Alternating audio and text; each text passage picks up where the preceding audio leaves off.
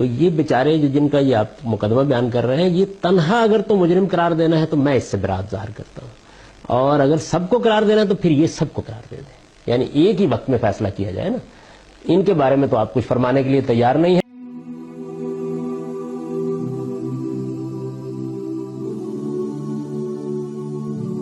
کاش کہ غلام قادیانی اور صوفیاء کے حوالے سے یہ گفتگو کرنے سے پہلے موصوف میڈیا اسکالر پارلیمانی کارروائی کی مصدقہ رپورٹ پڑھ لیتے تو ہرگز ایسی غیر ذمہ دارانہ بات نہ کرتے، اس لیے کہ مرزا ناصر نے دوران کارروائی یہ ساری باتیں وہاں پر کی تھیں۔ وہاں بھی ابن عربی، مجدد الفسانی اور ملا علی قاری رحمہ اللہ وغیرہ کے ریفرنسز پیش کیے گئے، اور ان سب عبارتوں کے جواب میں علماء نے 5 جواب دیے، جو انتہائی اختصار کے ساتھ یہ تھے کہ ختم نبوت ایک عقیدہ ہے، اور یہ عقیدہ قرآن، حدیث، اجماع سے ثابت ہوتا ہے۔ حضرات صوفیاء کی ناتمام اور مبہم عبارتوں سے یہ عقیدہ ثابت نہیں ہوتا، نہ اس پر کوئی اعتراض کیا جا سکتا ہے۔ نمبر 2، صوفیاء کی جو عبارتیں عموماً پیش کی جاتی ان میں خیانت ہوتی ہے، یا تو الفاظ کو بدل دیا جاتا ہے یا معانی کو بدل کر خود ساختہ مفہوم پیش کیا جاتا ہے۔ نمبر 3، خود قادیانیوں کے ہاں اقوال رجال کوئی حجت نہیں رکھتے، تو پھر جب اقوال رجال حجت نہیں رکھتے تو ان کو بطور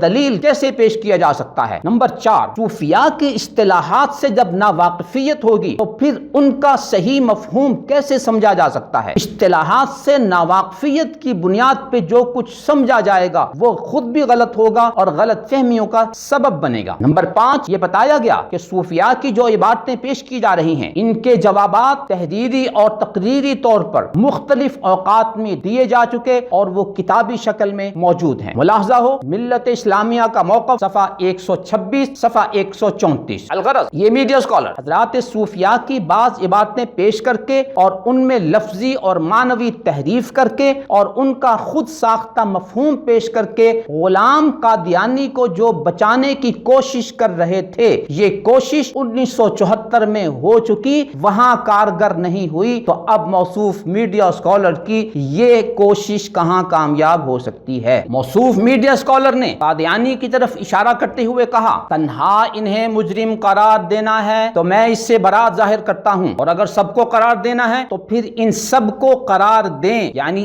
ایک ہی وقت میں فیصلہ کیا جائے۔ گزارش کی جاتی ہے، قادیانیت کی 125 سالہ تاریخ میں مختلف تحریکیں چلیں، جلسے ہوئے، کانفرنسیں منعقد کی گئیں، جلوس نکالے گئے، مظاہرے کیے گئے، عدالتی مقدمات لڑے گئے، مناظرے کیے گئے، کتابیں لکھی گئیں، رسالے شائع کیے گئے، اشتہارات لگائے گئے، لیکن تاریخ کا اتنا بڑا سٹیج جو پاکستان کی نیشنل اسمبلی میں قائم ہوا، اس میں طرفین کا موقف سنا گیا اور اس میں صوفیاء کی عبارات بھی پیش کی گئیں۔ اس سب کے باوجود اس دور کے وزیر قانون جناب عبدالحفیظ پیرزادہ نے قومی اسمبلی میں پاس ہونے کے لیے جو قرارداد پیش کی، اس کی عبارت یہ تھی، مکمل ایوان کی خصوصی کمیٹی قومی اسمبلی کی طرف سے سپرد کردہ قراردادوں پر غور و خوض اور دستاویزات کے مطالعے اور گواہان، جن میں انجمن احمدیہ ربوہ اور انجمن اشاعت الاسلام لاہور کو سننے کے بعد متفقہ طور پر قومی اسمبلی کے سامنے حسب ذیل سفارشات پیش کرتی ہے، جن کی روح سے آئین میں ترمیم کی گئی۔ ایکٹ 1974 میں آرٹیکل 260 کی شق میں ترمیم اور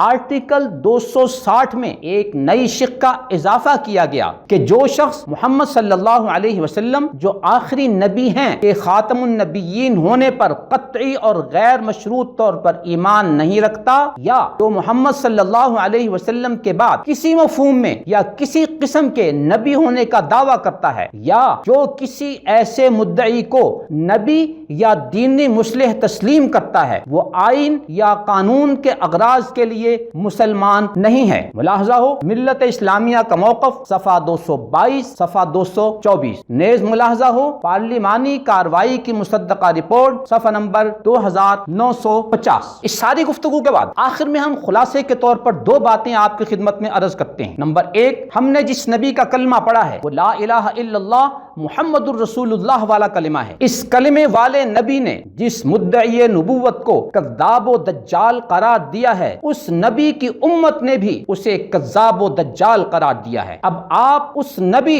اور اس امت کی صف میں کھڑا ہونا چاہتے ہیں، یا اس کے بالمقابل غلام قادیانی کذاب و دجال اور اس کی وکالت و ترجمانی کرنے والے میڈیا اسکالر کی صف میں کھڑا ہونا چاہتے ہیں؟ آج آپ جس کی صف میں کھڑے ہوں گے، کل قیامت کے دن بھی آپ اسی کی صف میں ہوں گے۔ قیامت کے دن آپ کو کس کی شفاعت کی ضرورت پڑے گی؟ قیامت کے دن حوض کوثر پر کس کے جام کا آپ کو انتظار ہوگا؟ آج فیصلہ کیجئے کہ جس نے کل نبی کی شفاعت لینی ہے، جس نے کل نبی سے اس کے جام کوثر کو پینا ہے، وہ آج نبی کی صف میں کھڑا ہو جائے۔ نمبر 2، پاکستان کا آئین قادیانیوں کو غیر مسلم اقلیت قرار دیتا ہے۔ قادیانی اس آئین کو تسلیم نہیں کرتے، اور یہ میڈیا اسکالر بھی کہتا ہے کہ اگر امت اسلامیہ کے اکابرین بایزید بستامی، شبلی بغدادی، امام غزالی، سہروردی، مجدد الفسانی، شاہ ولی اللہ دہلوی، شاہ اسماعیل شہید کو بھی قادیانی کے ساتھ مجرم قرار نہیں دیا جاتا تو میں اس فیصلے سے برات ظاہر کرتا ہوں۔ یوں تمام پاکستانی جو آئین کو تسلیم کرتے ہیں وہ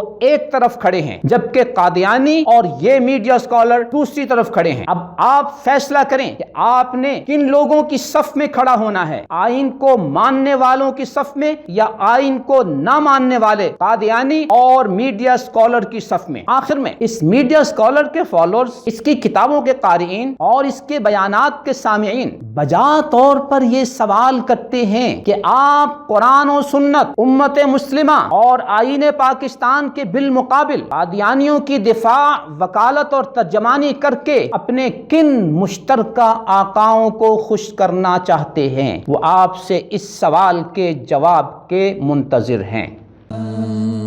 نظروا للطيبة ونور طه يسطعون